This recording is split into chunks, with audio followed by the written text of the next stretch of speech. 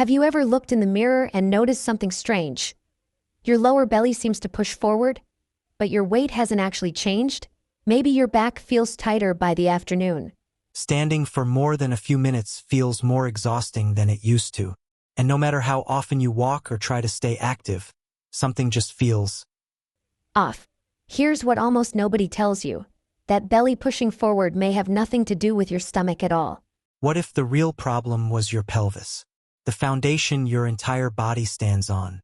Today, I'm going to show you exactly how to gently reset it, using just 3 movements designed specifically for the needs of adults over 50. No intense workouts. No complicated equipment. Just smart, intentional movement. Most people, when they start noticing this kind of change, do one of 2 things.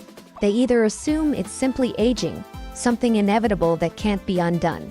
Or they start doing more crunches, more sit-ups, hoping stronger abs will pull everything back into place. And honestly, that makes sense.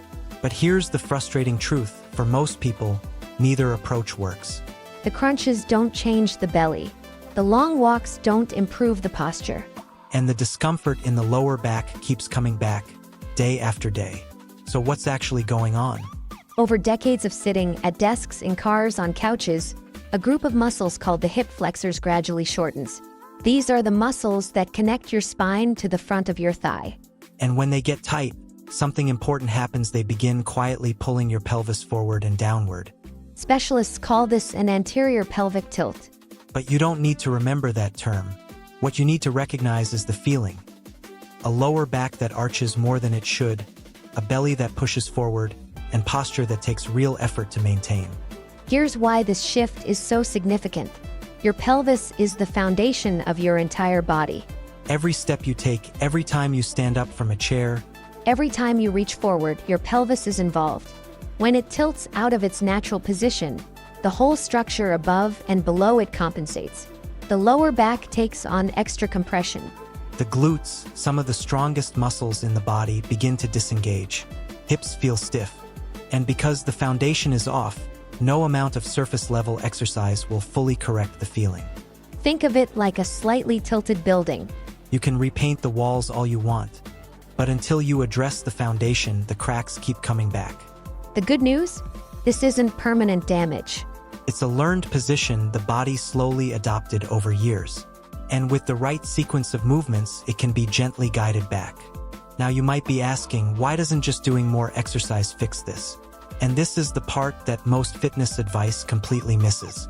The body doesn't change through effort alone. It changes through sequence.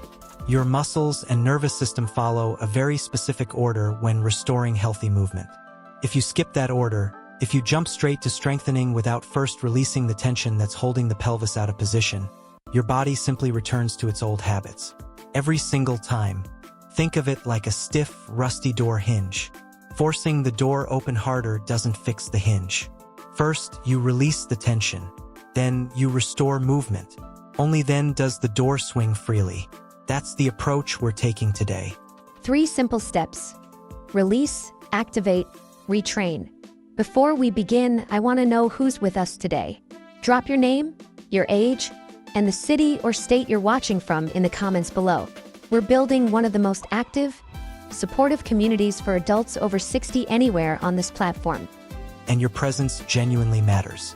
Let's prove that strength has no expiration date. Let's get started.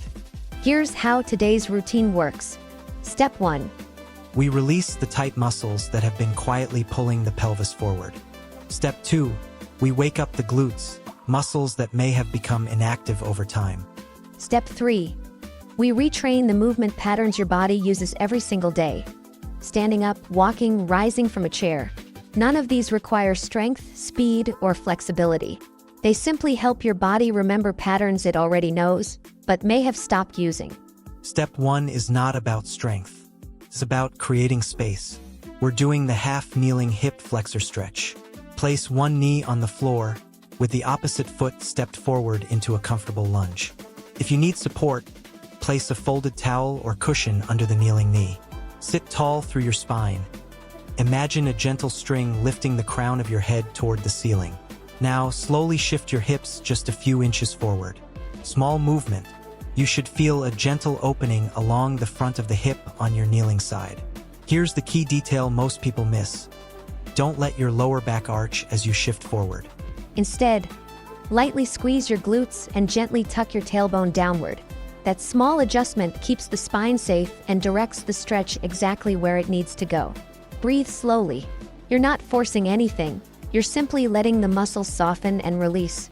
Hold for 20 to 30 seconds. Then switch sides. Many people notice something almost immediately. Standing feels slightly lighter, a little more upright. That's the tension beginning to release. And once there's space in the hips, your body is ready for step 2. Step 2. Glute activation. We're doing the glute bridge. Lie comfortably on your back. Bend your knees with your feet flat on the floor, hip width apart. Arms resting gently at your sides. Take a slow breath in. As you exhale, press through your heels and slowly lift your hips. Not by pushing with your lower back, but by letting your glutes do the lifting. Raise until your shoulders, hips, and knees form a gentle straight line. No higher.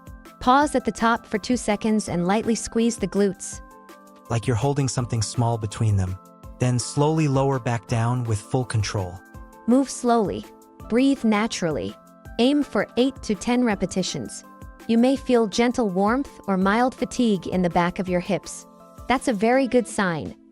It means the right muscles are beginning to wake up again. Why does this step matter so much? Because releasing tight muscles alone is not enough. Your body also needs to remember which muscles are supposed to be supporting your posture.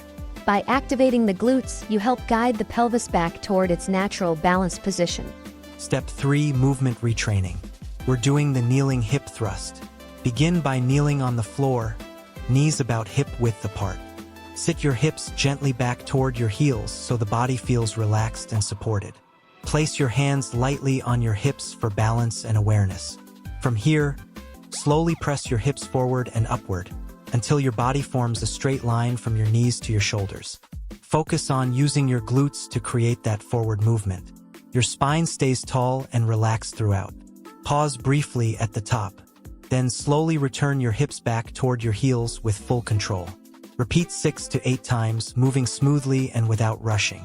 This exercise teaches your body something crucial: how to use the hips, not the lower back, to generate movement. Standing from a chair, stepping forward on a walk, stabilizing yourself on uneven ground.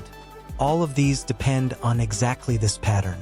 When the glutes lead, pressure on the spine decreases, balance improves, and everyday movement starts to feel more natural. Like the body is remembering a skill it always knew how to use. Here's the beautiful part about this routine. It takes less than 5 minutes. You don't need a gym. You don't need equipment. Just a comfortable floor and a few quiet minutes. Hip flexors stretch 20 to 30 seconds on each side. Glute bridge 8 to 10 slow, controlled repetitions. Kneeling hip thrust 6 to 8 smooth repetitions. Do this in the morning to help your body start the day aligned, or in the evening to release tension built up from sitting or standing. The most important principle here is one that applies to everything after 50. Consistency over intensity. Small, gentle movements, repeated daily, allow the body to change safely, sustainably, and naturally. That's not a shortcut. That's how lasting change actually works. Aging is not a process of losing ability. It's a process of adapting, learning wiser, more intentional ways to care for the body that has carried you through decades of life, experience, and resilience. You don't need to move like you did at 30. You need to move in a way that genuinely supports who you are right now, with patience, with kindness, and with the understanding that small steps, practiced consistently, can lead to meaningful change.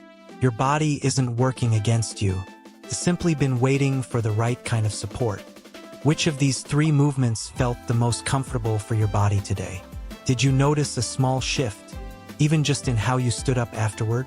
Share your experience in the comments. Your story may be exactly what someone else needs to hear. And if this video helped you, please subscribe to Senior Wellness for gentler, science-informed exercises designed to support strength, balance, and independence after 50. Take care of your body, move with kindness, and we'll see you in the next session.